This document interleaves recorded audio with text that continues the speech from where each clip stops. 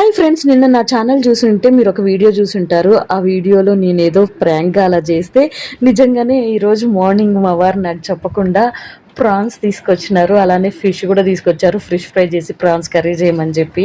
ఎంత కక్ష కదా, కుళ్ళు కదా. ఒక్క మాట కూడా అడగలేదు. అడిగితే ఇలా ఎక్కడ మళ్ళీ సిగ్నల్ ఆగిపోతుందో అని చెప్పి చెప్పకుండా డైరెక్ట్గా తీసుకొచ్చేసారు. మా పిల్లల్ని స్విమ్మింగ్ క్లాస్ నుంచి తీసుకొస్తూ ఏం చేయమంటారు, ఇలాంటి హస్బెండ్స్ ఉంటారు.